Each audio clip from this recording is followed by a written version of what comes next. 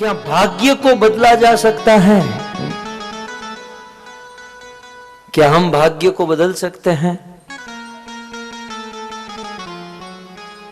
यदि हम हमारे भाग्य को सुधारना चाहते हैं, ये भाग्य कैसे बनता है? भाग्य बनता है कर्म से। यदि हम अच्छे कर्म करते हैं तो अच्छा भाग्य, और बुरा कर्म करते हैं तो बुरा भाग्य। न्यूटन ने एक बहुत सुंदर, हमारे इस विश्वविख्यात साइंटिस्ट हुआ न्यूटन ने साबित किया, every action have equal and opposite reaction. किसी भी क्रिया की एक विपरीत प्रतिक्रिया होती है।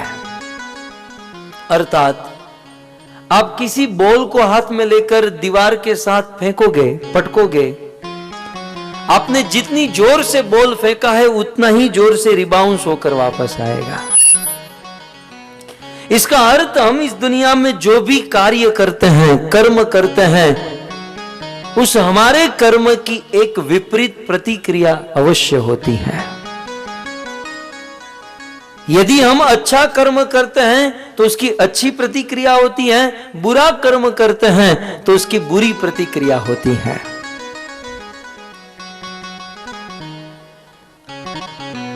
हमारे कर्म ही भाग्य बनकर हमारे जीवन में प्रकट होते हैं।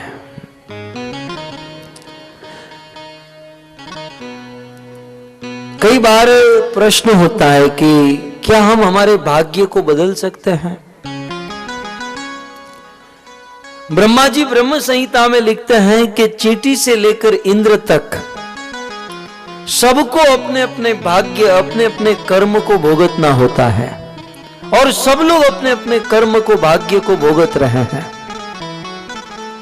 कई बार कुछ लोग जीवन में दुख आते हैं, देखते हैं कुछ कठिनाई है, प्रॉब्लम है, तो ज्योतिष के पास जाते हैं।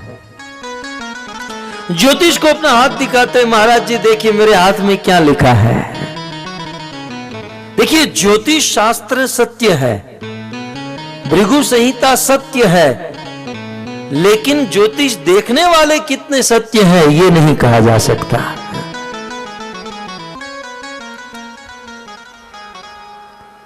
इस संसार में सबको अपने अपने कर्म, भाग्य भोगतने पड़ते हैं।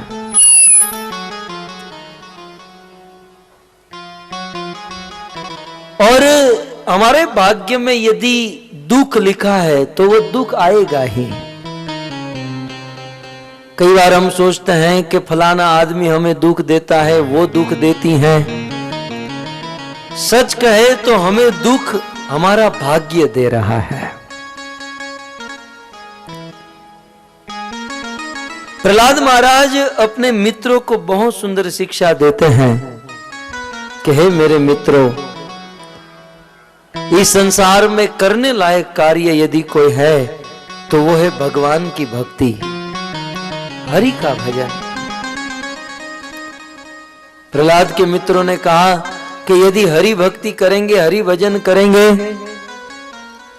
तो फिर काम धंधा कौन करेगा, हम लोग सुखी कैसे होंगे?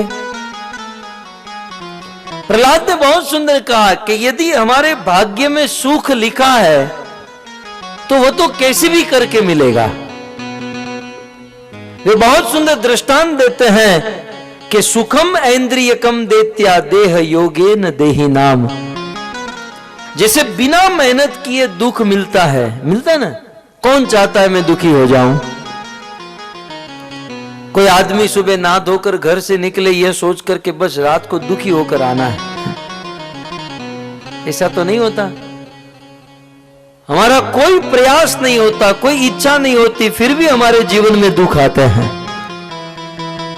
प्रहलाद महाराज कहते हैं कि जैसे बिना प्रयास करने के भी दुख आ जाते हैं, वैसे यदि हमारे भाग्य में सुख लिखा है तो बिना प्रयास के सुख मिलेगा, सुख मिलेगा।